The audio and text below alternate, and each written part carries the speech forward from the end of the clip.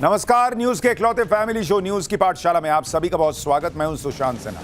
ये वो पाठशाला जहां सबकी क्लास लगती है। और सबसे पहले आपको बताऊं कि आज कौन कौन सा चैप्टर खोलने वाला हूं। इमरजेंसी अलर्ट, सायरन, दिल्ली में मॉक ड्रिल, ट्रंप के चक्कर में फंसा मुनीर, मोदी पाकिस्तान को फिर कूटने वाले हैं, क्या क्या खबर आ रही।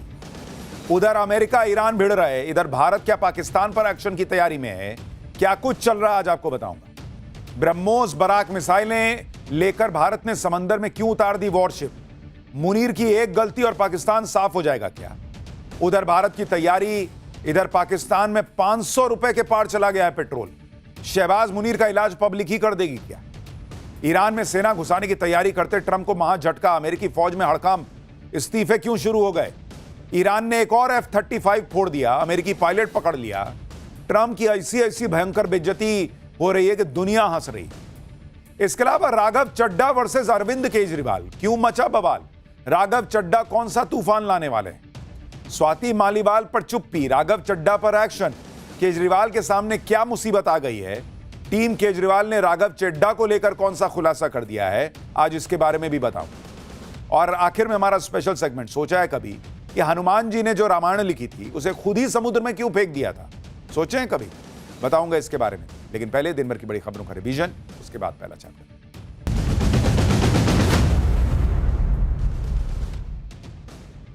पश्चिम बंगाल के मालदा में न्यायिक अधिकारियों को बंदी बनाने के मामले में पुलिस एक्शन में है।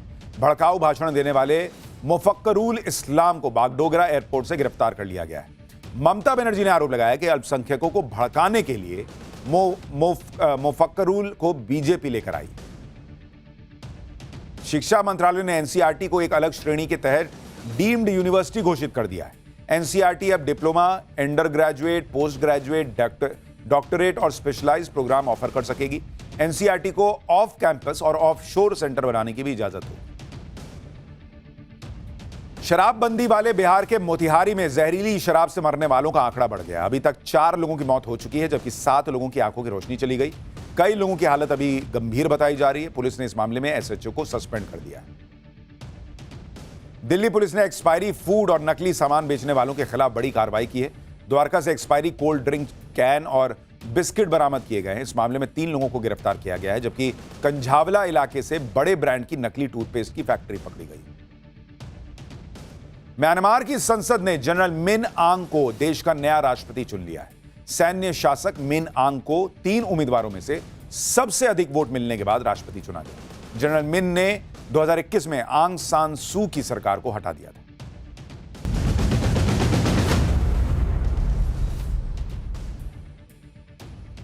तो यह हो गया दिन भर का रिवीजन। है पाठशाला की पहली क्लास। इमरजेंसी अलर्ट, सायरन बज रहे हैं, दिल्ली में मॉक ड्रिल हो रही है, ट्रंप के चक्कर में फंस गया मुनीर, मोदी पाकिस्तान को फिर कूटने वाले हैं क्या।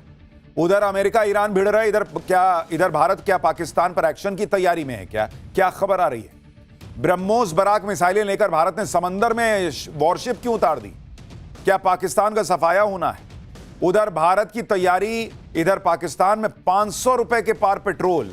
शहबाज मुनीर का इलाज पब्लिक ही कर देगी क्या, अब इसका चैप्टर देखिए। पूरी दुनिया ईरान अमेरिका के युद्ध में उलझी हुई, लेकिन यहां भारत और पाकिस्तान के बीच भी क्या कुछ बड़ा होने वाला है, इसकी बातें होने लगी हैं।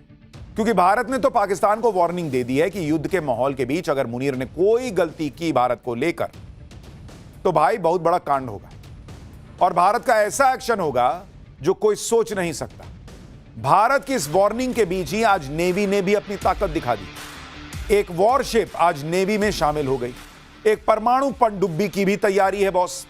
और यह सब ऐसे वक्त में हो रहा है जिस वक्त एक बड़ी लड़ाई समुद्री रास्तों को लेकर हो रही है। उस वक्त में भारत की नेवी का यह शक्ति प्रदर्शन खास तौर पर पाकिस्तान को बड़ा मैसेज है। क्योंकि पिछली बार ऑपरेशन सिंदूर में नेवी की मार खाने से पाकिस्तान बच गया था, लेकिन जो पिछली बार नहीं हुआ वो इस बार होकर रहेगा क्या। यह बात इंडियन नेवी बार बार पाकिस्तान को क्लियर कर रही।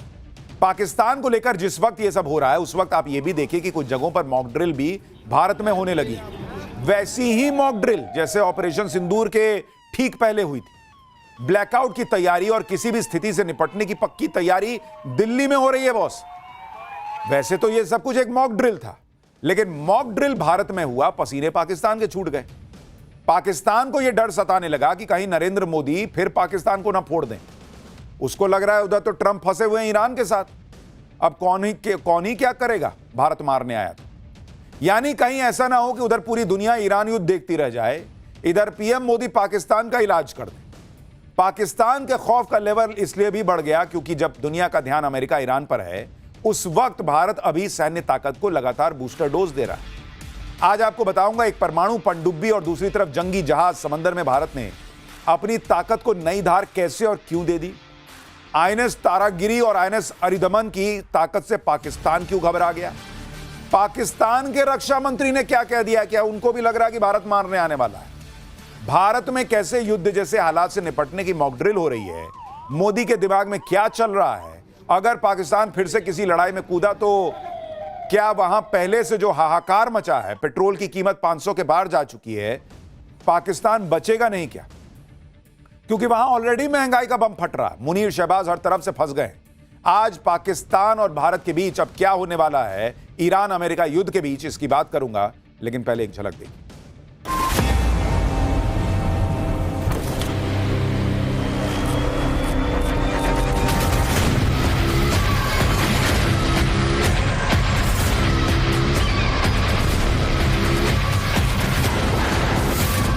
ऑपरेशन अभी बंद नहीं हुआ है। यदि किसी प्रकार की नापाक हरकत पाकिस्तान की तरफ से हुई तो हमारे सैनिक उसका मुंहतोड़ जवाब देंगे।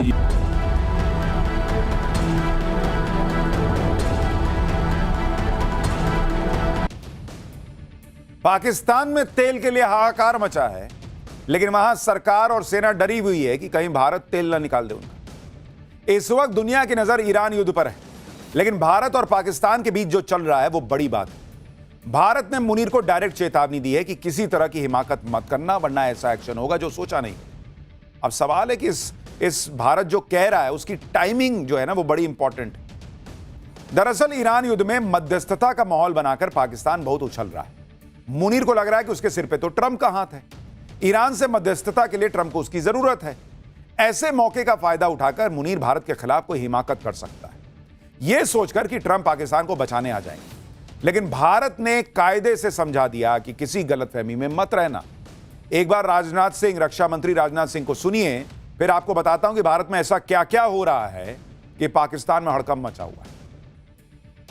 ईरान अमेरिका युद्ध के बीच जब दुनिया फंसी हुई है, रक्षा मंत्री का यह कहना कि पाकिस्तान कुछ कर सकता है हिमाकत, इसको लेकर कहा जा रहा है कि इसका मतलब कुछ तो इनपुट है, कुछ तो होने वाला है, क्योंकि यहां जमीन पर तैयारी भी वैसी ही दिख रही। देखिए, रक्षा मंत्री राजनाथ सिंह ने साफ कहा कि आज के हालात में पाकिस्तान को हिमाकत कर सकता है। उनका इशारा मुनीर की तरफ था, पाकिस्तान की आतंकी गतिविधि की तरफ था। हाल ही में पाकिस्तान के प्रधानमंत्री शहबाज शरीफ के पॉलिटिकल एडवाइजर को लश्कर के सरगना आतंकी हाफिज सईद के बेटे के साथ देखा गया। दोनों की एक तस्वीर सोशल मीडिया पर वायरल हो रही है। दावा है कि यह हाल की तस्वीर है। हाफिज सईद का बेटा तलहा सईद एक समारोह में शहबाज शरीफ के एडवाइजर राना सनाउल्लाह से हाथ मिला रहा है। दोनों के हाथ मिलाने की तस्वीरें वायरल हो रही हैं। अगर यह तस्वीर हाल की ही है जैसा दावा किया जा रहा है, तो सवाल उठ रहा है कि क्या पाकिस्तान भारत के खिलाफ कोई आतंकी साजिश रचने की फिराक में है? क्या ईरान युद्ध की आड़ में मुनीर कोई साजिश रच रहा है? मुनीर का कोई भरोसा नहीं है। वो ईरान युद्ध के बीच अफगानिस्तान पर भी एयर स्ट्राइक कर चुका है और वो पहले से ही जख्म खाए बैठा है, क्योंकि भारत ने ऑपरेशन सिंदूर में बहुत मारा था। तो ये सुधर तो सकते नहीं पाकिस्तान वाले, इनको आग लगी है, बदला लेना है। और इनको ये लग रहा है कि मेरा देश बर्बाद हो जाए, भले 500 का क्या 1000 का पेट्रोल वहां बिकने लगे, लेकिन इसी बीच भारत में कुछ कर दे, ताकि अपने कलेजे को इनको ठंडक मिले और वहां पब्लिक को कहें कि देखो भारत में ही कर दिया। और शायद इसीलिए रक्षा मंत्री कह रहे हैं, कुछ इनपुट मिला होगा कि ये कुछ करेंगे। और भारत ने भी धमका दिया है, बॉस, कभी भी पाकिस्तान को सबक सिखाने का वक्त आ सकता है। इसलिए आप देखिए कि जैसे ऑपरेशन सिंदूर के दौरान मॉक ड्रिल हुई थी, वैसी ही मॉक ड्रिल दिल्ली में हुई है। इसमें हवाई हमलों की चेतावनी वाले सायरन बजाए गए, ब्लैकआउट जैसे उपाय अपनाए गए, इमरजेंसी हालात में कैसे लोगों को सुरक्षित निकाला जाएगा, इसकी प्रैक्टिस हुई है। कल रात 8 बजे दिल्ली में 17 लोकेशन पर मॉक ड्रिल की गई। स्कूल में, कॉलेज में, रेजिडेंशियल कॉम्प्लेक्स में, सरकारी दफ्तरों में ड्रिल की गई। इस मॉक ड्रिल में Delhi police, Delhi fire service, NDRF, NCC, CRPF समेत कई एजेंसियों को शामिल किया गया। अब सवाल यह उठता है कि भाई यहां तो ईरान अमेरिका युद्ध में पूरी दुनिया फंसी है, अचानक भारत में मॉक ड्रिल क्यों शुरू हो? वैसी ही मॉक ड्रिल जो ऑपरेशन सिंदूर के पहले हुई थी। इधर रक्षा मंत्री राजनाथ सिंह पाकिस्तान को चेतावनी दे रहे हैं, दूसरी तरफ मॉक ड्रिल हो रही है। और इसके बाद यह चर्चा तेज हो गई कि क्या पीएम मोदी फिर से पाकिस्तान को फोड़ने वाले हैं, क्योंकि हाल के दिनों में सीसीएस की भी बैठक हो चुकी। मॉक ड्रिल देखकर पाकिस्तान के अलग होश उड़े हुए हैं, उसे ऑपरेशन सिंदूर याद आ रहा होगा। पाकिस्तान को डर है कि ऑपरेशन सिंदूर के 1 साल पूरा होने पर कहीं भारत फिर से पाकिस्तान को न ठोक दे। पाकिस्तान के रक्षा मंत्री ख्वाजा आसिफ कह रहे हैं कि अगली बार हमारी प्रतिक्रिया और भी ज्यादा सख्त और निर्णायक होगी। कोई भ्रम न रहे, हम तैयारी पूरी है, जवाब तेज, संतुलित और निर्णायक होगा। ख्वाजा आसिफ ने कहा कि राजनाथ जी ऐसे बयान दे रहे हैं ताकि दुनिया को यह यकीन दिला सकें कि वे भी प्रासंगिक हैं, जबकि पाकिस्तान इस समय दुनिया का ध्यान केंद्रित करने में सफल हो गया है। वहां कोई भी भारत को तवज्जो देने को तैयार नहीं। राजनाथ जी, अब समय आ गया है कि आप अपनी हैसियत के अनुसार बयान देना शुरू करें। अगर आप कोई परेशानी खड़ी करते हैं तो अल्लाह की मेहरबानी से हमारी सेनाएं आपको पहले से भी ज्यादा अपमानजनक तरीके से सबक सिखाएंगी। भारत के इतने दिन खराब नहीं हुए कि बिना किसी हैसियत वाला पाकिस्तान भारत के रक्षा मंत्री को हैसियत याद दिलाए। 2 कौड़ी का देश पाकिस्तान भारत को हैसियत याद दिलाए। अमेरिका के तलवे चाटने वाला पाकिस्तान भारत को हैसियत याद दिलाएगा। इतनी तुम्हारी हैसियत कभी नहीं थी। लेकिन पाकिस्तान घबराया हुआ और इसलिए ऐसी बातें कर रहा है।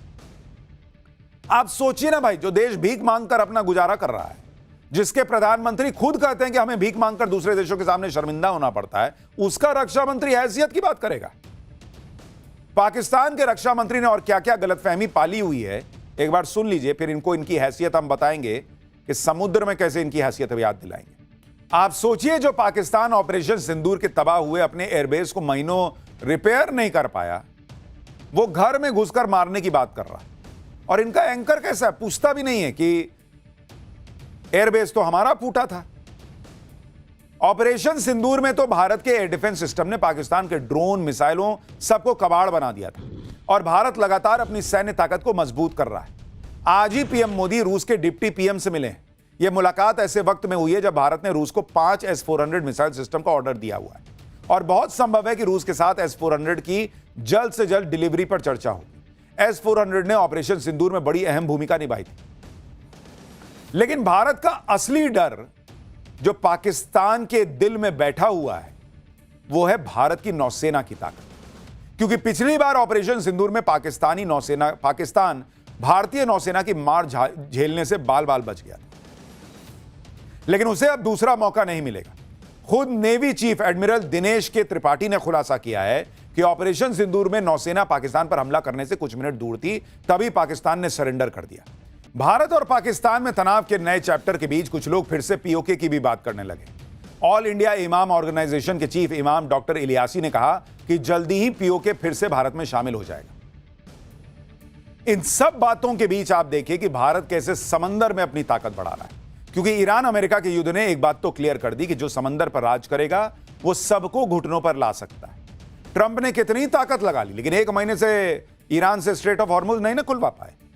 यानी पानी पर होने वाली जंग में जिसका पलड़ा भारी, जीत उसकी। ईरान युद्ध से बने इस सीन के बीच आज भारत ने बड़ा फैसला किया। भारत की नौसेना को आज 2 पावरफुल हथियार मिल गए जो ऐसी ऐसी मिसाइल से लैस हैं कि पाकिस्तान ने अगर कोई गलती की तो वो खत्म साफ हो जाएगा। इसमें पहला स्वदेशी न्यूक्लियर सबमरीन INS अरिदमन है और दूसरा advance stealth frigate INS Taragiri. इन दोनों के आने से समंदर में भारत की ताकत कई गुना बढ़ जाएगी। यानी भारत ने अपनी समुंदर में अपनी ताकत और बढ़ा ली बॉस। आज स्वदेशी वॉरशिप INS तारागिरी नौसेना में शामिल हो।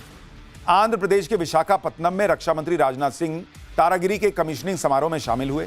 इस मौके पर CDS जनरल अनिल चौहान, नौसेना प्रमुख एडमिरल दिनेश के त्रिपाठी भी मौजूद रहे। सबसे पहले आप INS तारागिरी की ताकत का एक ट्रेलर देखिए, फिर इसके बारे में आपको विस्तार से बताता हूं।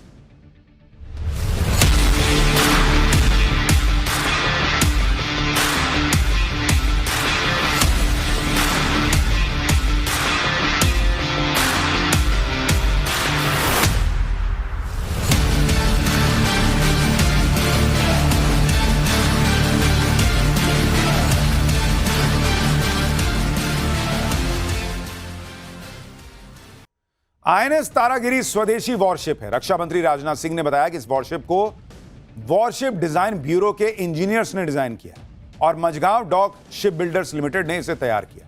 यह सिर्फ एक युद्धपोत नहीं है, बल्कि भारत की बढ़ती तकनीकी क्षमता, आत्मनिर्भरता और मजबूत नौसैनिक शक्ति का प्रतीक है। आईएनएस तारागिरी को मल्टी रोल ऑपरेशंस के लिए तैयार किया गया। हाई इंटेंसिटी कॉम्बैट से लेकर maritime security, anti piracy operation, coastal surveillance और ह्यूमैनिटेरियन मिशंस तक यह हर रोल में फिट बैठता है बॉस। सुनिए आईएनएस तारागिरी को लेकर रक्षा मंत्री ने क्या बताया। लगभग 7000 टन वजन वाला यह शिप केवल आकार में ही बड़ा नहीं है, बल्कि अपनी कैपेबिलिटी में भी उतना ही यह शक्तिशाली है। साथियों, यह तेज गति से चल सकता है और लंबे समय तक समुद्र में यह तैनात रह सकता है। इसमें ऐसे सिस्टम्स लगाए गए हैं जो दुश्मन की गतिविधियों पर नजर रखने, खुद को सुरक्षित रखने और जरूरत पड़ने पर तुरंत उसका जवाब देने में मदद करते हैं। इसके साथ ही इसमें आधुनिक राडार, सोनार और मिसाइल सिस्टम जैसे ब्रह्मोस और सरफेस टू एयर मिसाइल लगाए गए हैं जो इसकी ताकत को और बढ़ाते हैं। स्टील्थ, स्पीड और स्ट्राइक, यही तीनों चीजें आईएनएस तारागिरी को घातक बनाती हैं। भारतीय नौसेना के इस नए योद्धा की क्या क्या खासियत है वो भी आपको बताता हूं। इसकी स्पीड 52 किलोमीटर प्रति घंटा है और रेंज 10,200 किलोमीटर। इसकी क्रू क्षमता 226 की है, वजन 6,670 टन। इसकी स्टील्थ तकनीक बहुत एडवांस है। इसका स्ट्रक्चर इस तरह से डिजाइन किया गया है कि इसे रडार से पर पकड़ना आसान नहीं है। इस 75% से ज्यादा स्वदेशी सामग्री से तैयार किया गया है। इस वॉरशिप में एडवांस वेपन सिस्टम लगा है जिसमें supersonic surface to surface missiles, medium range surface to air missiles भी लगी हुई हैं। यह दुश्मन की मूवमेंट पर नजर रख सकता है और अपनी सुरक्षा खुद कर सकता है और जरूरत पड़ने पर तगड़ा हमला भी कर सकता है। आईएनएस तारागिरी ब्रह्मोस जैसी मिसाइल से लैस है जो दुश्मन के जहाजों को 300 किलोमीटर की दूरी से तबाह करने में सक्षम है। इसमें बराक मीडियम रेंज की मिसाइलें भी लगी हैं जो 100 किलोमीटर तक हवाई खतरे को रोकने में सक्षम है। दुश्मन की सबमरीन को तबाह करने के लिए इसमें एडवांस टॉर्पीडोज लगे हैं। वॉरशिप रॉकेट लॉन्चर से लैस है। इसमें हेलीकॉप्टर भी तैनात हो सकते हैं। यानी आईएनएस तारागिरी, इसकी फायर पावर कितनी घातक है, इसका ट्रेलर देखिए, पाकिस्तान में हड़कंप मच जाए। तो इसलिए मैं कह रहा हूं ना कि एक तरफ मॉक ड्रिल हो रहा है, दूसरी तरफ रक्षा मंत्री कह रहे हैं, पाकिस्तान को चेतावनी दे रहे हैं, तीसरी तरफ समंदर में ताकत बढ़ा दी गई है। क्या ये कोई डॉट्स हैं जो कनेक्ट हो रहे हैं? इसीलिए पाकिस्तान जो है ना दहशत में। और सिर्फ आईएनएस तारागिरी नहीं है, इसके साथ साथ न्यूक्लियर सबमरीन आईएनएस अरिदमन की भी चर्चा हो रही है बॉस।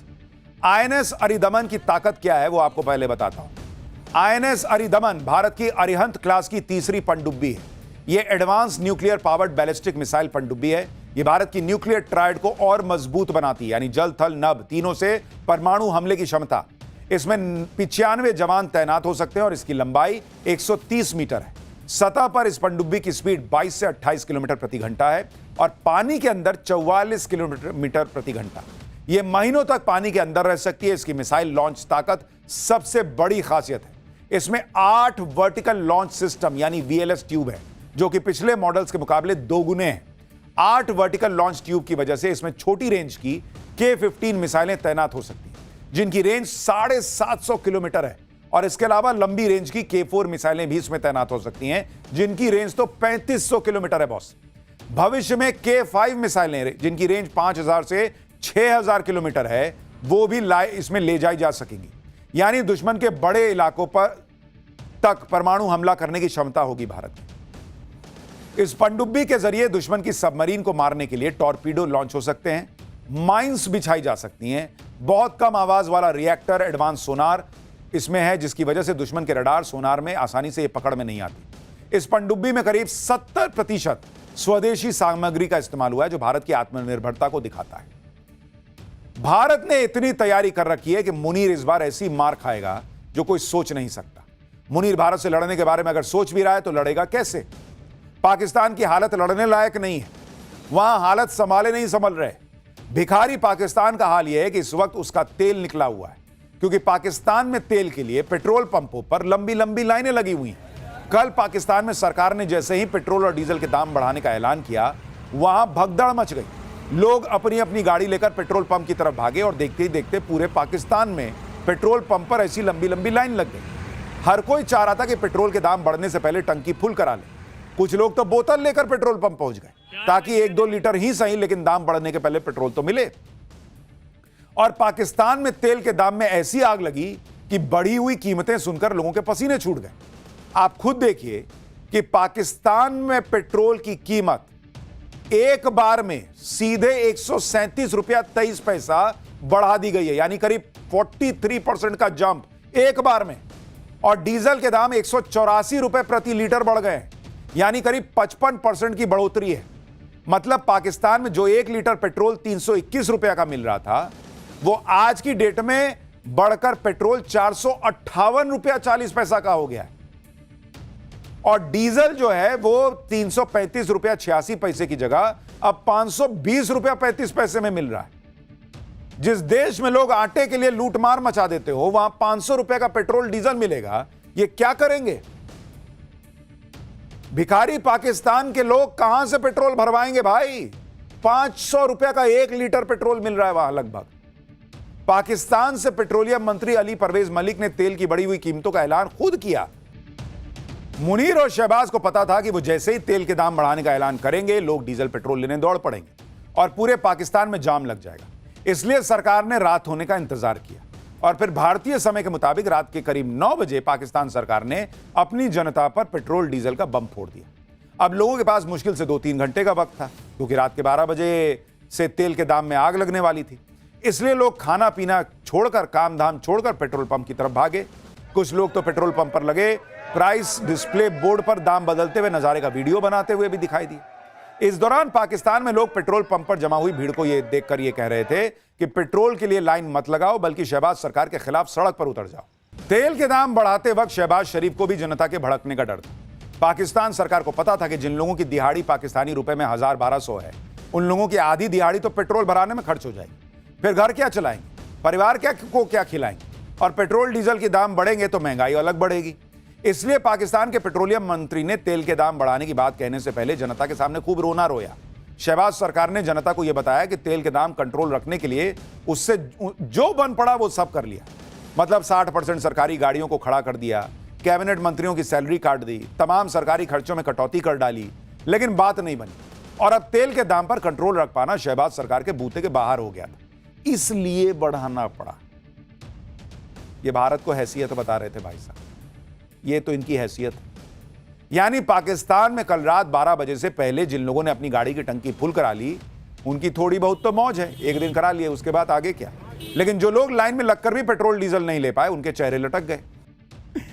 पाकिस्तान में एक बात अच्छी है, इन लोगों को इतना भिखारी की तरह रहने की आदत है, इतना कष्ट सह लिए हैं पिछले इतने सालों में कि उसमें हर कष्ट में भी खुश रहते हैं, हंसते कर 4000 का बनाए। पिछले हफ्ते शहबाज शरीफ ने सीना चौड़ा करके पाकिस्तान की जनता को संबोधित किया और खुद अपनी पीठ थपथपाते हुए कहा था कि पेट्रोल डीजल के दाम बढ़ाने के लिए उन पर बहुत प्रेशर है, लेकिन सरकार तेल के दाम नहीं बढ़ाएगी और सरकार ये बोझ उठाएगी। लेकिन ऐसा झूठा देश कि कल जब तेल के दाम बढ़ाने की नौबत आई, तब शहबाज शरीफ जनता के सामने नहीं आए, पेट्रोलियम मंत्री को भेज दिया कि जाओ तुम बढ़ा दो, ताकि पाकिस्तान की जनता पेट्रोलियम मंत्री को गाली दे और वो गाली खाने से बच जाए। तुम बंगले में रह रहे हो तो तुम तो सपोर्ट करोगे ही, ग्लोबल क्राइसिस गिना रहे हो। जब ग्लोबल क्राइसिस नहीं था तब भी 350 का तेल बेच रहे थे। कौन एहसान कर दिए थे तुम लोग पब्लिक? पाकिस्तान की सरकार का माउथ पीस है ये शाहिद अफरीदी। कल रात से ही पाकिस्तान में शहबाज शरीफ की भतीजी मरियम नवाज का एक पुराना बयान भी बड़ा वायरल हो रहा है। जब पाकिस्तान में इमरान खान की सरकार थी, तब पेट्रोल डीजल के दाम बढ़ने पर मरियम नवाज ने कहा था कि जब बिजली और पेट्रोल के दाम बढ़े तो समझ जाओ कि प्रधानमंत्री चोर है। यह बयान देते वक्त मरियम ने शायद ये नहीं सोचा था कि आज यही बात उनके चचा शहबाज शरीफ के लिए लागू हो रही। यानी मरियम नवाज के बयान के मुताबिक पाकिस्तान के प्रधानमंत्री, उनके चचा शहबाज शरीफ भी चोर है। नहीं, हम तो मानते ही हैं कि आपका वजीर आजम चोर है, आपकी पब्लिक माने तब ना। पाकिस्तान की ऐसी हालत में मुनीर अगर भारत से लड़ेगा तो उसे बचाने वाला भी कोई नहीं, क्योंकि जिस ट्रंप के भरोसे मुनीर बैठा है, वो ट्रंप तो खुद ईरान में बुरी तरह फंस गया है। पाठशाला में अब अगली क्लास, जिसमें आज आपको दिखाऊंगा ईरान में सेना घुसाने की तैयारी करते ट्रंप को महाझटका। अमेरिकी फौज में हड़कंप मच गया है, इस्तीफे का दौर क्यों शुरू हो गया? ईरान ने एक और F-35 फोड़ दिया है, अमेरिकी पायलट पकड़ लिया है। ट्रंप की ऐसी भयंकर बेइज्जती कि दुनिया हंस रही है। अब इसका चैप्टर पाकिस्तान का मुनीर ट्रंप के भरोसे बैठा है, लेकिन खुद ट्रंप की हालत इतनी खराब हो रखी है कि ईरान युद्ध के बीच अमेरिकी फौज में हड़कंप मचा हुआ है। आप देखिए कि इधर ईरान से अमेरिका की भयंकर जंग चल रही है और उसी बीच अमेरिकी सेना प्रमुख को हटा दिया गया, कुछ और आर्मी जनरल हटाए गए हैं, जिसके बाद चर्चाएं शुरू हो गई हैं कि क्या अमेरिकी सेना और ट्रंप सरकार में अनबन चल रही है। बीच युद्ध में सेना प्रमुख को जबरिया हटाना बहुत बड़ा फैसला है, उनका इस्तीफा होना बहुत बड़ा फैसला है। क्या सेना प्रमुख ट्रंप की बात नहीं मान रहे थे या कोई और बात है? आप देखिए, अमेरिकी सेना में इस्तीफे शुरू हो गए हैं। सेना प्रमुख और रक्षा मंत्री में अनबन की खबर है, मन मुताबिक नतीजे नहीं देने का आरोप है। अमेरिकी अटॉर्नी जनरल को भी हटा दिया गया है। अब सवाल उठ रहा है कि ऐसा क्या हो गया कि बीच युद्ध में सेना प्रमुख को ही जबरिया हटा दिया? भाई ट्रंप तो कहते हैं कि हमने ऐसा फोड़ा ईरान को, ऐसा मारा ईरान को जो दुनिया ने नहीं देखा था। उनके रक्षा मंत्री कहते हैं कि ऐसी जीत दुनिया ने नहीं देखी। तो अपनी सेना के लोगों पे कार्रवाई क्यों कर रहे हो? कहीं ट्रंप अपने लिए बलि का बकरा तो नहीं खोज रहे? इधर ट्रंप और अमेरिकी सेना में अनबन की खबरें हैं, तो दूसरी तरफ ईरान युद्ध तबाही के नए फेज में चला गया। अमेरिका ने ईरान का पुल उड़ाया, तो अब ईरान ने खाड़ी देशों के पानी और गैस के प्लांट पर हमला कर दिया है। ईरान ने कहा है कि हम पर जैसा हमला होगा वैसा ही जवाब दिया जाएगा, टिट फॉर टैट। ईरान ने खाड़ी देशों के मशहूर पुलों की लिस्ट बनाई है। इन पुलों पर ईरान मिसाइल से हमला कर सकता है। यानी उधर से मारते ट्रंप हैं, उनकी सेना मारती है, और सेम वही चीज निकाल के ईरान जो है वो खाड़ी देशों में मार देता है, क्योंकि अमेरिका तक तो मारेगा नहीं, मार नहीं सकता। तो उसको पता है कि भाई किसकी मदद से अमेरिका टिका हुआ है, खाड़ी देश, यहां मारो, इनकी नस दबा। खाड़ी देश ट्रंप की तरफ देख रहे कि भाई क्या अगला मारने वाले हो, पहले बताओ भाई, तुम तो मार खा नहीं रहे, हम मार खाते हैं। खाड़ी देश उस आदमी की तरफ हो गए हैं जो दो लोगों के बीच में फंसा हुआ है। लपाड़ जो है उनको पड़ रहा है। यानी जैसे को तैसा ईरान के हमलों से खाड़ी देशों का इंफ्रास्ट्रक्चर तबाह हो जाएगा, लेकिन ट्रंप को इससे क्या ही फर्क पड़ रहा। ईरान युद्ध में तो अब ट्रंप को और बेइज्जत होना है।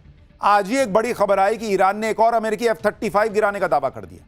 साथ ही ईरान ने अमेरिकी F-15 जेट के पायलट को भी गिरफ्तार करने का दावा किया है। और यह खबर इस वक्त पूरी दुनिया में चर्चा में। जिस वक्त डोनाल्ड ट्रंप ईरान में अमेरिकी सैनिकों को उतारने की तैयारी कर चुके हैं और नई नई धमकी देकर इस युद्ध को और भड़काने की बातें कर रहे हैं, उसी वक्त अमेरिकी सेना में कैसे खलबली मच गई है, आज आपको देखना चाहिए। अचानक अमेरिकी सेना प्रमुख रैंडी जॉर्ज को जबरिया रिटायर करके उनसे इस्तीफा ले लिया गया, जबकि उनके कार्यकाल का भी 1 साल बचा हुआ था। रक्षा मंत्री पीट हेग्सेथ ने सेना प्रमुख को हटाने का आदेश दे दिया। US army chief Randy George का कार्यकाल 2027 में खत्म होने वाला था। आदेश के बाद सेना प्रमुख रैंडी जॉर्ज ने फौरन इस्तीफा दे दिया। उनकी जगह क्रिस्टोफर ला नेव को अमेरिकी सेना का प्रमुख बनाया गया है। उप सेना प्रमुख क्रिस्टोफर रक्षा मंत्री पीट हेग्सेथ के सहायक थे। सेना प्रमुख को हटाने के पीछे कोई वजह पेंटागन ने नहीं दी। आप सोचिए, एक डेकोरेटेड आर्मी जनरल जो सेना के प्रमुख भी थे, उनको अचानक हटा दिया गया अमेरिका में। इस तरह के फैसले तभी लिए जाते हैं जब युद्ध में आप मन मुताबिक नतीजे हासिल नहीं कर पा रहे हो। और मैंने आपको पाठशाला में कई बार कहा है कि दुनिया में ढिंडोरा पीट देने से कुछ नहीं होगा कि हम तो जीत गए, अरे मार दिया ईरान को, कुछ नहीं बचा। अमेरिका को पता है कि उसकी औकात ईरान ने उसको बता दी, उसकी हैसियत बता दी, और इसलिए ये वहां अमेरिका में हड़कंप मचा है कि इस्तीफे हो रहे हैं। अब सवाल यह है कि युद्ध के बीच अमेरिकी सेना में इतने बड़े बदलाव क्यों हो रहे हैं? क्या अमेरिकी सेना में सब कुछ ठीक नहीं है? कहा जा रहा है कि रक्षा मंत्री पीट हेग्सेथ और सेना प्रमुख के बीच संबंध ठीक नहीं थे। दोनों के बीच सेना में नियुक्तियों को लेकर विवाद चल रहा था। पीट हेग्सेथ अपने हिसाब से सेना की कमान चेंज करना चाहते थे। ये बातें अमेरिकी मीडिया में छप रही। साथ ही यह भी चर्चा हो रही कि ईरान में ग्राउंड ऑपरेशन को लेकर पीट हेग्सेथ और सेना प्रमुख में एक राय नहीं थी, इसी वजह से सेना प्रमुख को हटा दिया गया। यानी दो चीजें तो क्लियर हो गई, अमेरिका ग्राउंड फोर्स घुसाने की तैयारी कर रहा है, और दूसरा, सेना प्रमुख भी नहीं चाहते कि भाई वहां पर सेना घुसे, इसलिए उनको हटाओ, दूसरे को लाओ, फिर घुसाओ। अमेरिका में सिर्फ सेना प्रमुख को ही नहीं हटाया गया, बल्कि कई और आर्मी जनरल्स को हटा दिया गया। और ट्रंप इतने पर ही नहीं रुकने वाले। चर्चा है कि अमेरिका में बड़े पैमाने पर अधिकारियों को हटाया जाएगा। नेशनल इंटेलिजेंस चीफ तुलसी गबार्ड भी हटाई जा सकती हैं, कहा जा रहा है। FBI चीफ काश पटेल हटाए जा सकते हैं। आर्मी सेक्रेटरी डेनियल ड्रिस्कॉल भी हटाए जा सकते हैं, और लेबर सेक्रेटरी लोरी चावेज डिरेमेर को भी हटाने की खूब चर्चा है। लेकिन इतने लोगों को हटाने से अच्छा है कि अगर डोनाल्ड ट्रंप खुद हट जाएं तो दुनिया का भला हो जाए। सच बता रहा हूं, डोनाल्ड ट्रंप आप खुद इस्तीफा दे दीजिए, देखिए दुनिया में सब ठीक होने लग जाएगा।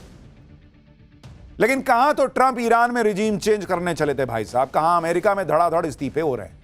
लोग कह रहे हैं रिजीम चेंज तो अमेरिका में होने लगा है। ट्रंप जिस तरह से लोगों को फायर कर रहे हैं, हटा रहे हैं, क्या यह संकेत है कि चीजें अब ट्रंप के कंट्रोल से बाहर हो चुकी? ईरान युद्ध में फंसे ट्रंप अब क्या बलि का बकरा खोज रहे हैं जिसके ऊपर वो सारा ठीकरा फोड़ सके? क्योंकि अमेरिका में ट्रंप की साख रसातल में पहुंच गई। ईरान युद्ध के अलावा ट्रंप एप्स्टीन फाइल मामले में घिरे हुए हैं और अब ट्रंप ने अमेरिकी अटॉर्नी जनरल पाम बॉन्डी को भी हटा दिया है। एप्स्टीन फाइल केस को हटाने के तरीके से ट्रंप नाराज थे। मामले की जांच और दस्तावेजों को ठीक से हैंडल नहीं किया गया कहा जा रहा है। एप्स्टीन केस को ढंग से हैंडल नहीं करने के आरोप में अटॉर्नी जनरल को हटा दिया या फिर ट्रंप के मन मुताबिक काम नहीं करने की सजा अटॉर्नी जनरल को दी गई। अमेरिकी सेना और प्रशासन में बदलाव की वजह से ट्रंप की खिंचाई हो रही। उधर ईरान युद्ध में भी ट्रंप की किरकिरी हो रही। ईरान ने अमेरिका के सबसे एडवांस्ड माने जाने वाले फाइटर जेट F-35 को ही मार गिराने का दावा ठोक दिया। भाई हड़कंप मच गया, F-35 मार दिया। ईरान की मीडिया ने इससे जुड़ी तस्वीरें भी जारी की जिसमें एक फाइटर जेट को टारगेट करते हुए दिखाया गया और हमले के बाद जमीन पर गिरे फाइटर जेट के टुकड़ों को भी दिखाया गया। यही नहीं, ईरानी मीडिया ने तो यह भी दावा किया कि IRGC ने अमेरिका के F-35 फाइटर जेट के पायलट को भी पकड़ लिया है और इसके लिए ईरान की तरफ से कुछ तस्वीरें जारी की गई जिनमें मार गिराए गए अमेरिकी फाइटर जेट की इजेक्शन सीट होने का दावा किया गया। हालांकि पहले ईरान ने दावा किया कि अमेरिकी पायलट पकड़ लिया है, फिर कहा गया कि जो भी पायलट को जिंदा पकड़ेगा उसे इनाम दिया जाएगा, जिसके लिए ईरान के टीवी चैनल्स पर वहां के लोगों से अपील की गई। क्योंकि इजेक्शन सीट वहां दिख रही है तो इनको पता है कि पायलट भी यहीं कहीं होगा। इसका मतलब पायलट इनकी पकड़ में नहीं आया, कह रहे हैं कि पकड़ो तो इनाम देंगे, लेकिन इनको पता है कि पायलट है तो ईरान में। अगर वाकई अमेरिकी पायलट पकड़ा गया तो यह ट्रंप के लिए बहुत बड़ा झटका साबित हो सकता है। जो भाई साहब भर दुनिया में कभी भारत पाक के युद्ध में 6 गिरे, 5 गिरे, 4 गिरे, 11 गिरे फाइटर जेट बताते थे कितने गिरे, वो भाई साहब के फाइटर जेट की दुर्दशा हो रखी है। पायलट उनका वहां ईरान में फंसा हुआ है। ईरान में अमेरिकी जेट का गिराया जाना और उसके पायलट का ईरान में होना, यह इस वक्त दुनिया की सबसे बड़ी खबर है और इसी पर लोग बात कर रहे हैं क्योंकि अब अमेरिकी सेना ने ईरान में घुसकर फाइटर जेट के पायलट को बचाने के लिए रेस्क्यू ऑपरेशन शुरू कर दिया है। अमेरिकी सेना के ब्लैक हॉक हेलीकॉप्टर और हर्क्यूलिस C-130 प्लेन ईरान की सीमा में उड़ान भरते नजर आए। अमेरिकी सेना के अधिकारियों ने भी इस बात की पुष्टि की है कि ईरान ने अपने एयर स्पेस में उसका एक फाइटर जेट मार गिराया है और फाइटर जेट के क्रू को वापस लाने के लिए सर्च एंड रेस्क्यू ऑपरेशन जारी है। हालांकि अमेरिका को यह भी डर है कि ईरान रेस्क्यू ऑपरेशन में लगे उसके हेलीकॉप्टर और दूसरे प्लेन को निशाना बना सकता है। ईरान की सेना इससे पहले भी अमेरिका का एक F-35 फाइटर जेट गिराने का दावा कर चुकी है। उस वक्त अमेरिका ने बिना देर लगाए ईरान के दावों को खारिज कर दिया था, लेकिन इस बार F-35 क्रैश होने पर जिस तरह हड़कंप मचा है वो बता रहा है कि अमेरिका के लिए कितना बड़ा झटका है, क्योंकि F-35 को अमेरिका का सबसे आधुनिक और शक्तिशाली विमान बताया जाता था। खूब अमेरिका ढिंडोरा पीटता था कि F-35 है मेरे पास। ईरान ने फोड़ दिया, जमीन पे गिरा हुआ है। यह अमेरिका की 5वीं पीढ़ी के स्टील्थ फाइटर जेट के वर्चस्व के लिए बड़ा झटका है। हालांकि अमेरिका से अभी इस बात की पुष्टि नहीं हुई है कि यह विमान F-35 ही है या F-15 है या कोई और, लेकिन फाइटर जेट गिरा है यह तो कहा जा रहा है। अमेरिका मान रहा है कि उसका फाइटर जेट ईरान में गिरा है और फाइटर जेट के पायलट और क्रू वहां है या नहीं पता। वहीं ईरान अमेरिकी फाइटर जेट मार गिराने के बाद ट्रंप को और चिढ़ा रहा है। कहा जा रहा है कि अमेरिकी फाइटर जेट को हॉर्मूज के पास केशम आइलैंड में मार गिराया गया है, यानी अब युद्ध की आंच हॉर्मूज तक पहुंच गई है। अमेरिका ने स्ट्रेट ऑफ हॉर्मूज में केशम आइलैंड पर हमला किया। केशम आइलैंड ईरान के लिए बहुत ज्यादा महत्वपूर्ण है, यहीं से ईरान हॉर्मूज से गुजरने वाले जहाजों पर नजर रखता है। अमेरिकी हमले के बाद केशम आइलैंड को भारी नुकसान भी हुआ है। मैप के जरिए आपको दिखा रहा हूं कि केशम आइलैंड कितनी इंपॉर्टेंट लोकेशन पर है। आप देखिए कि केशम आइलैंड और लरक आइलैंड के ठीक बीच में ईरान ने टोल बूथ बनाया हुआ, देख रहे हैं वहां पर। इसी से होकर जहाज गुजर रहे हैं, जहां से कथित तौर पर ईरान पैसे भी ले रहा है। केशम आइलैंड पर हमले के बाद आज ट्रंप ने हॉर्मूज पर नया बयान भी दिया। ट्रंप ने कहा कि जल्दी हम स्ट्रेट ऑफ हॉर्मूज को आसानी से खुलवा देंगे, आप वहां से तेल लीजिए और अमीर बन जाइए। हॉर्मूज दुनिया के लिए तेल का बड़ा कुआं साबित होगा। अब ट्रंप कह रहे हैं कि हॉर्मूज आसानी से खुल जाएगा, जबकि पहले तो कह रहे थे कि हॉर्मूज से हमारा क्या मतलब। ट्रंप ने चीन को भी लपेट लिया, कहा कि हॉर्मूज में से सबसे ज्यादा तेल चीन का आता है तो इसकी सुरक्षा चीन को करनी चाहिए। एक तरफ Donald Trump straight of Hormuz को खुलवाने का दावा करते करते थक गए। अब तो लगता है कि उनके दावों पर खाड़ी देशों का भी भरोसा उठ चुका है। इसलिए हॉर्मूज स्ट्रेट खुलवाने का प्रस्ताव लेकर खाड़ी देश यूएनएससी चले गए, यूनाइटेड नेशन सिक्योरिटी काउंसिल। वहां पर भी उनको बड़ा झटका लगा है। दरअसल बहरीन की अगुवाई में खाड़ी देशों ने यूएनएससी में पेश करने के लिए एक प्रस्ताव तैयार किया। इस प्रस्ताव में स्ट्रेट ऑफ हॉर्मूज को खुलवाने के लिए ज्वाइंट मिलिट्री एक्शन को मंजूरी देने की मांग रखी गई, लेकिन प्रस्ताव पर वोटिंग से पहले ही रूस, चीन और फ्रांस ने सैन्य कार्रवाई वाले पॉइंट पर सवाल उठा दिया और वोटिंग होने पर वीटो लगाने की बात कह दी।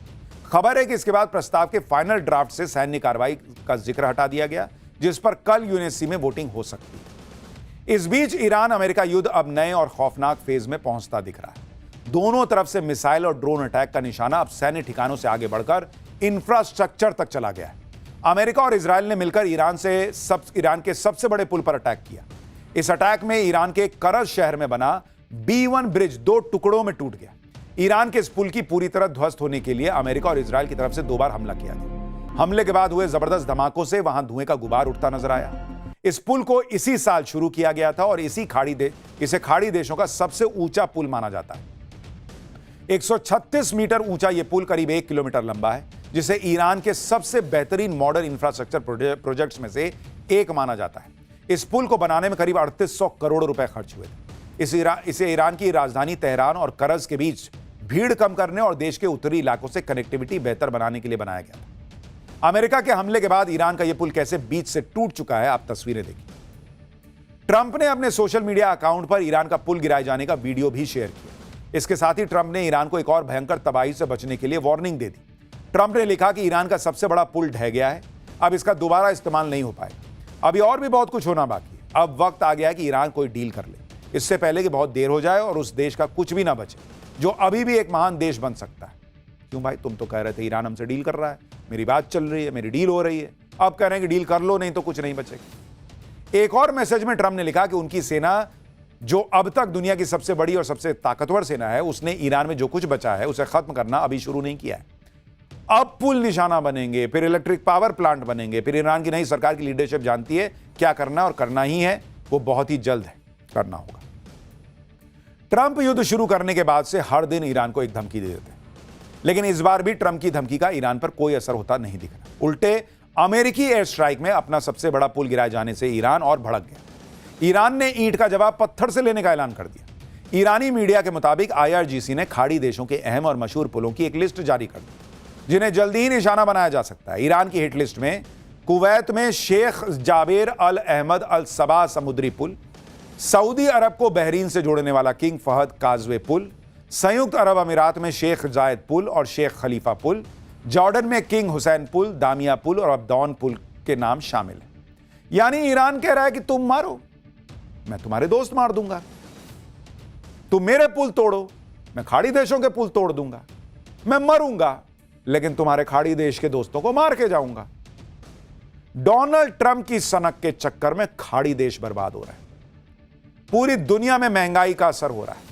यह आदमी की सनक ही खत्म नहीं होती बॉस, रोज उठ के नया नाटक, रोज उठ के नया नाटक। एक तरफ ईरान की सेना ने खाड़ी देशों के बड़े और अहम पुलों की हिटलिस्ट जारी की, वहीं ईरान के विदेश मंत्री अरागची ने भी दो टूक कह दिया कि ईरान किसी हाल में सरेंडर नहीं करेगा। उन्होंने पुल पर हुए हमले को अमेरिका के नैतिक पतन की शुरुआत बताते हुए ट्वीट किया कि अधूरे ब्रिज समेत दूसरे सिविलियन स्ट्रक्चर्स पर हमले ईरान को सरेंडर के लिए मजबूर नहीं कर पाएंगे। यह सिर्फ दुश्मन की हार उसके नैतिक पतन को दिखाता है। हर पुल और इमारत को और मजबूती से बना लिया जाएगा, जिसकी भरपाई कभी नहीं हो पाएगी। वो अमेरिकी साख को हुआ नुकसान है।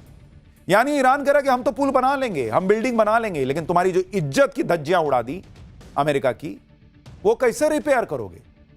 तुम्हारे जो इज्जत के तार तार कर दिए, उसको क्या सिलोगे बैठ के डोनाल्ड ट्रंप?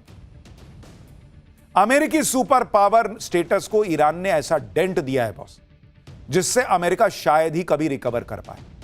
ट्रंप बड़ी बड़ी बातें कर रहे हैं, ईरान ट्रंप की धमकी का जवाब मिसाइलों से दे रहा है। आप देखिए कि इजराइल के पेटा टिकवा शहर पर ईरान ने बैलिस्टिक मिसाइल से हमला कर दिया। ईरान की मिसाइल भयंकर तेजी से गिरी, जोरदार धमाका हुआ और सब कुछ हिल गया। ईरान ने इजराइल पर मिसाइल से हमला किया, जिसे रोकने के लिए इजराइल के 12 इंटरसेप्टर लॉन्च हुए, लेकिन इजरायली इंटरसेप्टर ईरान की मिसाइल नहीं रोक पाए और ईरान की मिसाइल जोरदार धमाके के साथ नीचे गिरी। ईरान क्लस्टर मिसाइल से भी इजराइल पर हमला कर रहा है। इसमें टारगेट पर पहुंचने से पहले मिसाइल से दर्जनों एक्सप्लोजिव अलग अलग निकलते हैं और टारगेट को तबाह कर देते हैं। ईरान ने इजराइल के हाइफा शहर पर भी जोरदार हमला किया। ईरान की मिसाइलों के हमले से हाइफा सिटी में भयंकर तबाही मची है। गाड़ियों में आग लग गई है, जगह जगह धुएं का गुबार दिख रहा है। ईरान की सेना ने हाइफा को टारगेट करते हुए मिसाइल लॉन्च करने के वीडियो जारी किए। ईरान धड़ाधड़ हमले कर रहा है, मिसाइल ड्रोन दाग रहा है, जबकि ट्रंप के मुताबिक तो ईरान की मिलिट्री पावर खत्म हो चुकी थी। तो वो कहां से मार रहा है? ईरान की मिलिट्री पावर को लेकर ट्रंप ने मनमर्जी के दावे किए जो सच नहीं निकले। अब अमेरिकी मीडिया हाउस इसकी सच्चाई बता रहे हैं। CNN की रिपोर्ट के मुताबिक अमेरिकी एजेंसीज का मानना है कि अभी भी ईरान के आधे मिसाइल लॉन्चर सुरक्षित हैं। ईरान के पास हजारों ड्रोन हैं, जिनमें से 50% अभी भी इस्तेमाल के लिए तैयार है, जबकि पीट हेगसेथ ने कहा था कि ईरान के मिसाइल और ड्रोन लगभग 90% कम हो गए। यानी ट्रंप और अमेरिका के रक्षा मंत्री अपनी पब्लिक को जीत का चूरन चटा रहे हैं। कुछ हुआ नहीं बॉस, ये कुछ नहीं जीते हैं। ये लोग बड़ा चढ़ा के डींगे मार रहे हैं, जिससे पब्लिक में ये इमेज बनी रहे कि अमेरिका कुछ कर रहा है और ईरान की सारी क्षमता को खत्म कर दिया है। लेकिन ट्रंप की दिक्कत यह है कि हर दिन युद्ध में उनके दावे ध्वस्त हो जाते हैं, क्योंकि पूरी दुनिया देख रही है कि ईरान कैसे मिसाइलें मार रहा है। ईरान ने खाड़ी देशों में अमेरिकी ठिकानों पर जोरदार हमला किया। बहरीन, यूएई, कुवैत और सऊदी अरब में अमेरिकी बेस पर ईरान ने निशाना साधा। हालांकि अमेरिका और इजराइल ने भी ईरान में जमकर तबाही मचाई। तेहरान में इतना जोरदार धमाका हुआ कि कई इमारतें ध्वस्त हो गईं। ऐसा लग रहा है जैसे प्रलय आ गई है। ईरान पर हमले के लिए अमेरिका अपने वॉरशिप USS बल्कली का भी इस्तेमाल कर रहा है। अमेरिकी वॉरशिप से एक के बाद एक मिसाइलें ईरान पर कैसे दागी जा रही हैं, देखिए सर। यानी इजराइल भी ईरान को फोड़ रहा है, अमेरिका भी ईरान को मार रहा है। लेकिन वो जो कर रहे हैं मिलकर कर रहे हैं, और वो तो एक्सपेक्टेड था कि आप करोगे। ईरान जो कर रहा है वो अनएक्सपेक्टेड है, और इसीलिए डोनाल्ड ट्रंप और अमेरिका हिल गए। और भगवान के लिए डोनाल्ड ट्रंप को कुछ सद्बुद्धि आए और अगर वो इस युद्ध को रोक दें, कुछ बातचीत कर लें, स्ट्रेट ऑफ हॉर्मुज खुल जाए, तो शायद दुनिया का कुछ भला हो जाए। खैर, उधर ईरान अमेरिका भिड़े पड़े। यहां देश की पॉलिटिक्स में कौन भिड़ा पता है आपको? राघव चड्ढा और केजरीवाल की टीम भिड़ गई है। राघव चड्ढा वर्सेस केजरीवाल, क्यों मचा बवाल? राघव चड्ढा कौन सा तूफान लाने वाले? स्वाति मालीवाल पर चुप्पी, राघव चड्ढा पर एक्शन। केजरीवाल के सामने क्या मुसीबत आ गई? टीम केजरीवाल ने राघव चड्ढा को लेकर क्या खुलासा कर दिया? अब इसका चैप्टर। इस वक्त राजनीति में केजरीवाल और राघव चड्ढा के बीच बवाल की बहुत चर्चा हो रही है। राघव चड्ढा केजरीवाल की टीम का प्रमुख चेहरा रहे हैं, लेकिन सीन ऐसा पलट गया कि अब राघव चड्ढा पर केजरीवाल की टीम धड़ाधड़ अटैक कर रही है। ऐसा बवाल मचा कि राघव चड्ढा को केजरीवाल ने किनारे लगा दिया। आम आदमी पार्टी ने कल राघव चड्ढा को राज्यसभा में डिप्टी लीडर के पद से हटा दिया। संसद में उनको बोलने के लिए समय नहीं देने के लिए कह दिया कि इसको मत बोलने देना। आज जब राघव चड्ढा बोले तो आम आदमी पार्टी में तूफान आ गया। केजरीवाल एंड टीम एक साथ राघव चड्ढा पर टूट पड़ी। जिस बात को कल तक छिपाया जा रहा था, आज एक सुर में राघव चड्ढा पर आरोप लगाया गया। लेकिन अभी भी यह साफ नहीं हो पाया कि राघव चड्ढा पर एक्शन आखिर हुआ क्यों। सवाल उठ रहे हैं कि क्या अरविंद केजरीवाल से बनी दूरी राघव चड्ढा को भारी पड़ गई? क्या संसद में आम जनता के मुद्दे उठाना राघव चड्ढा को भारी पड़ गया? क्या राघव चड्ढा को उनकी बढ़ती लोकप्रियता भारी पड़ गई? राघव चड्ढा आम आदमी पार्टी में दूसरे स्वाति मालीवाल साबित हो रहे हैं, जिन्हें पार्टी से तो नहीं निकाला गया है, लेकिन साइडलाइन जरूर कर दिया गया। आम आदमी पार्टी के नेता आरोप लगा रहे हैं कि राघव चड्ढा पार्टी लाइन से अलग चल रहे हैं, बीजेपी के करीब जा रहे हैं, डर गए हैं। लेकिन राघव चड्ढा को कोसने वाली उनकी पार्टी ये नहीं बता पाई कि स्वाति मालीवाल पर फिर एक्शन क्यों नहीं लिया, जबकि तो वो भी तो पार्टी लाइन से अलग चल रही है। राघव चड्ढा ने आज अपनी पार्टी पर क्या आरोप लगाए? उन्होंने क्यों कहा कि मेरी खामोशी को मेरी हार मत समझिएगा? वो कौन सा तूफान लाने वाले हैं? क्या होने वाला है? आम आदमी पार्टी में मचे इस घमासान का एक ट्रेलर देखिए, फिर पूरी खबर और अंदर की बात बताता हूं।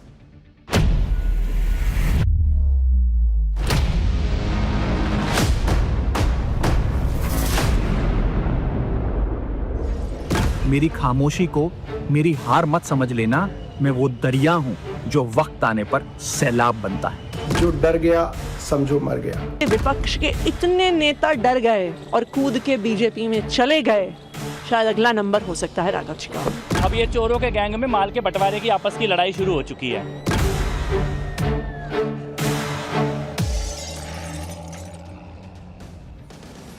राघव चड्ढा को आम आदमी पार्टी ने राज्यसभा के डिप्टी लीडर पद से हटा दिया, तो आज राघव चड्ढा खुलकर सामने आ गए। उन्होंने बिना नाम लिए अरविंद केजरीवाल पर हमला बोला और अपनी ही पार्टी आम आदमी पार्टी को चेतावनी दे दी। डिप्टी लीडर पद से हटाए जाने पर राघव चड्ढा ने पोस्ट किया कि खामोश करवाया गया हूं, हारा नहीं हूं। इसके साथ ही सवाल पूछा कि क्या जनता के मुद्दे उठाना गलत है?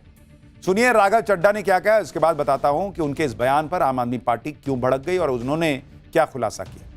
मुझे जब जब पार्लियामेंट में बोलने का मौका मिलता है, मैं जनता के मुद्दे उठाता हूं और शायद ऐसे टॉपिक्स उठाता हूं जिसे आम तौर पर संसद में नहीं उठाया जाता है। लेकिन क्या जनता के मुद्दे उठाना, पब्लिक इश्यूज पे बात करना कोई अपराध है? क्या मैंने कोई गुनाह कर दिया, कोई गलती कर दी? Have I done something wrong? ये सवाल आज मैं इसलिए पूछ रहा हूं क्योंकि आम आदमी पार्टी ने राज्यसभा सेक्रेटेरिएट को ये कहा है कि राघव चड्ढा के पार्लियामेंट में बोलने पर रोक लगा दी जाए। राज्यसभा में आम आदमी पार्टी के 10 सांसद हैं जिनमें राघव चड्ढा की छवि बिल्कुल अलग है। वो संसद से लेकर सोशल मीडिया तक छाए रहते हैं, लेकिन पिछले कुछ अरसे से ऐसा हो रहा था कि अक्सर राघव चड्ढा पार्टी के मुद्दे पर उस तरह से खुलकर नहीं बोल रहे थे जैसे दूसरे नेता बोलते हैं। भाई आपको तो पार्टी ने भेजा ना, तो पार्टी की बात तो बोलिएगा ना। कम से कम आप पब्लिक का मुद्दा उठा रहे हैं, अच्छी बात है, लेकिन पार्टी ने आपको अपनी आवाज उठाने के लिए भी तो भेजा है। यही बात आम आदमी पार्टी को खटक रही थी। अभी तक तो कोई खोलकर कुछ नहीं बोल रहा था, लेकिन अब राघव चड्ढा भी खुलकर बोल रहे हैं, उधर से केजरीवाल की टीम भी खुल के बोल रही है। आज जब राघव चड्ढा ने आरोपों का पुलिंदा खोला तो आम आदमी पार्टी के नेता भी खुलकर बोलने लगे। सुनिए सौरभ भारद्वाज ने क्या कहा। राघव भाई, अभी आपका वीडियो देखा, हम सब लोग अरविंद केजरीवाल जी के सिपाही हैं और हमने तो एक ही बात सीखी थी, जो डर गया समझो मर गया। हम सबको तो लोगों के मुद्दे उठाने थे, सरकार की आंख में आंख डाल के। पिछले कई अरसे से मैंने देखा आपने कोई भी मुद्दा सदन में नहीं उठाया जिसमें आपने प्रधानमंत्री या भारतीय जनता पार्टी की सरकार से प्रश्न किया हो। ऐसे डर की राजनीति कैसे चलेगी? यानी आम आदमी पार्टी कह रही है कि राघव चड्ढा वहां पर मौजूद हैं राज्यसभा में आम आदमी पार्टी के सांसद के तौर पर, लेकिन वो मोदी सरकार से कुछ पूछते ही नहीं, पार्टी लाइन पर चलते ही नहीं। पार्टी कहती है कि भाई सीईसी के खिलाफ प्रस्ताव लाना है, साइन करो, साइन नहीं करते। पूरा विपक्ष बहिष्कार करता है, वो बहिष्कार में शामिल नहीं होते। तो पार्टी कह रही तो आपको भेजा किस बात के लिए? एक वक्त था जब राघव चड्ढा को अरविंद केजरीवाल का सबसे करीबी और भरोसेमंद लोगों में गिना जाता था। आखिर अब ऐसा क्या हो गया कि दोनों के बीच दूरी बन गई? फिलहाल अरविंद केजरीवाल इस पर खामोश हैं, लेकिन उनके बाकी नेता राघव चड्ढा पर वैसे ही हमलावर है जैसे स्वाति मालीवाल के साथ हुआ था। आम आदमी पार्टी के नेता अब राघव चड्ढा पर आरोप लगा रहे हैं कि वो बीजेपी के करीब हो जाते जा रहे हैं। आम आदमी पार्टी के नेताओं ने कहा है कि राघव चड्ढा प्रधानमंत्री नरेंद्र मोदी से डरते हैं। राघव चड्ढा बीजेपी के खिलाफ कुछ नहीं बोलते। राघव चड्ढा संसद में पार्टी के मुद्दे नहीं उठाते, सॉफ्ट पीआर वाले मुद्दे उठाते हैं, असली मुद्दे नहीं उठाते। बोलने के लिए मिलने वाले समय में समोसे सस्ते कराने लग जाते हैं। गुजरात में सैकड़ों कार्यकर्ता गिरफ्तार हुए, लेकिन सदन में कुछ नहीं बोले। मुख्य चुनाव आयुक्त के खिलाफ प्रस्ताव लाया गया तो साइन नहीं किया। पार्टी ने सदन से वॉकआउट किया तो वो पीएम मोदी की हाजिरी लगाने के लिए बैठे रहे। अरविंद केजरीवाल की गिरफ्तारी के समय देश छोड़कर चले गए। दिल्ली की पूर्व मुख्यमंत्री आतिशी ने तो आरोप लगा दिया कि राघव चड्ढा जल्दी ही बीजेपी ज्वाइन कर सकते हैं। आज राघव जी बीजेपी पे सवाल उठाने से डर रहे हैं, मोदी जी के खिलाफ आवाज उठाने से डर रहे हैं। और शायद आज ऐसा लगता है कि 2 साल पहले जब अरविंद केजरीवाल जी की गिरफ्तारी हुई थी तो उन्होंने जिस प्रकार से कहा था कि मेरी आंखों का ऑपरेशन है, इस वजह से मैं भारत से बाहर हूं, शायद तब भी वो मोदी जी से डर गए थे। मुझे ऐसा लगता है कि शायद जिस तरह से विपक्ष के इतने नेता डर गए और कूद के बीजेपी में चले गए, शायद अगला नंबर हो सकता है राघव जी का। हालांकि खाली आम आदमी पार्टी में ही भूकंप नहीं आ रखा है। अभी बोलते बोलते यहाँ स्टूडियो की लाइटें हिल रही, लग रहा भूकंप आया है। अभी थोड़ी देर में कंफर्म करेंगे। पूरी पार्टी राघव चड्ढा पर हमलावर है। आरोपों की पूरी लिस्ट बना ली है, पार्टी विरोधी काम करने तक के आरोप लगा दिए, लेकिन राघव चड्ढा अलग लेवल पर है। उनके दिमाग में कुछ अलग ही चल रहा है। आज उन्होंने अपनी पार्टी के नेताओं को चेतावनी दे दी कि अपने अगले कदम के बारे में हिंट भी दे दिया। सुनिए एक बार। लोगों ने आज पार्लियामेंट में मेरे बोलने का अधिकार मुझसे छीन लिया, मुझे खामोश कर दिया। मैं उन्हें भी कुछ कहना चाहता हूं। मेरी खामोशी को मेरी हार मत समझ लेना। मेरी खामोशी को मेरी हार मत समझ लेना। मैं वो दरिया हूं जो वक्त आने पर सैलाब बनता है। राघव चड्ढा कह रहे हैं वो वक्त आने पर सैलाब बन जाएंगे, तो किसको बहा के ले जाएंगे? ऐसा क्या करने वाले हैं?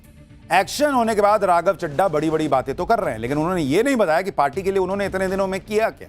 अगर पार्टी ने उन्हें राज्यसभा भेजा था तो उन्होंने पार्टी के कौन से मुद्दे सदन में उठाए? जबकि आप देखिए कि आम आदमी पार्टी ने राघव चड्ढा को कहां से कहां तक पहुंचाया। 2012 में राघव चड्ढा ने दिल्ली लोकपाल आंदोलन के दौरान राजनीतिक यात्रा की शुरुआत की। 14 में आम आदमी पार्टी के नेशनल प्रवक्ता बन गए। 2015 में पार्टी के सबसे युवा कोषाध्यक्ष बने। 2020 में दिल्ली के राजेंद्र नगर सीट से विधानसभा चुनाव जीते। 2020 में ही दिल्ली जल बोर्ड के उपाध्यक्ष बने। 2022 में राज्यसभा के सबसे युवा सांसदों में शामिल हुए। आम आदमी पार्टी के नेता यही आरोप लगा रहे हैं कि वो सदन में कभी भी पार्टी के मुद्दे नहीं उठाते। कभी तो पार्टी की भी बात करेंगे। सुनिए संजय सिंह क्या कह रहे हैं। दिल्ली में हम लोगों ने देखा किस तरीके से चुनाव आयोग का दुरुपयोग हुआ।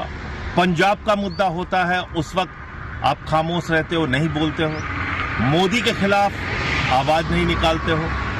तमाम वो मुद्दे जो जनहित के हैं, देश से जुड़े हुए हैं, पार्टी से जुड़े हुए हैं, पार्टी के कार्यकर्ताओं से जुड़े हुए हैं। गुजरात में पार्टी के कार्यकर्ताओं को पीटा जाता है, मारा जाता है, उस पर नहीं बोलते। राघव चड्ढा अपना तर्क दे रहे हैं, लेकिन आम आदमी पार्टी की तरफ से कहा जा रहा है कि संसद में ऐसे कई मौके आए जब राघव चड्ढा पार्टी के विप के खिलाफ चले गए।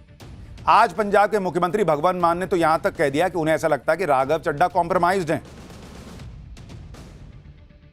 समोसिਆਂ ਦਾ ਰੇਟ ਜਾਂ ਕੋਈ ਕਿਸੇ ਡਿਲੀਵਰੀ ਜਿਹੜੀ ਹੈ ਪੀਜੇ ਦੀ ਉਹ 30 ਦੀ ਬਜਾਏ 40 ਮਿੰਟਾਂ 'ਚ ਹੋ ਜਾਣੀ ਚਾਹੀਦੀ ਹੈ। ਐਦਾਂ ਦੇ ਮੁੱਦੇ ਚੱਕੂਗਾ ਫਿਰ लगूगा नहीं, ਤੁਹਾਨੂੰ शक नहीं होगा कि किसी और पास से तो किसी और स्टेशन तो बोल रहे हैं। सर आपको लग रहा है कि कॉम्प्रोमाइज है राघव चड्ढा?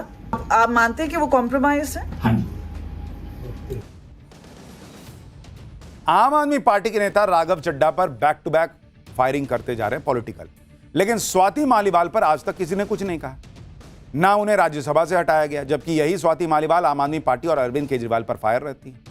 स्वाति मालीवाल ने केजरीवाल के निजी सचिव पर मारपीट का आरोप लगाया था, जिसके बाद वैभव कुमार को गिरफ्तार तक किया गया था। उन्होंने केजरीवाल पर यमुना नदी को नाला बनाने की अनुमति देने तक का आरोप लगाया। यमुना की सफाई के लिए आवंटित 7,500 करोड़ रुपए के दुरुपयोग का आरोप लगाया। सफाई के मुद्दे पर उन्होंने अरविंद केजरीवाल के घर के बाहर कचरा फेंका। अरविंद केजरीवाल पर पंजाब में सरकारी कैंप कार्यालय को करोड़ों खर्च करके बंगले में बदलने का आरोप लगाया। तो वो तो खुला आरोप लगा रही हैं, फिर भी उन पर एक्शन नहीं हुआ। राघव चड्ढा पे हो गया। लोग पूछ रहे हैं ऐसा क्यों, और ये भी पूछ रहे हैं कि क्या अगला एक्शन स्वाति मालीवाल पर होगा। लेकिन कई सूत्रों का कहना है कि बड़ी वजह यही है कि राघव चड्ढा बहुत दिनों से पार्टी के लिए पार्टी की आवाज नहीं बन रहे थे, और इसलिए वो नाराजगी का लेवल यहां तक पहुंच गया कि उन पर यह एक्शन है। अब सवाल यह है कि क्या वो चुनाव के पहले बीजेपी या कांग्रेस में जाएंगे, ये वक्त बताएगा।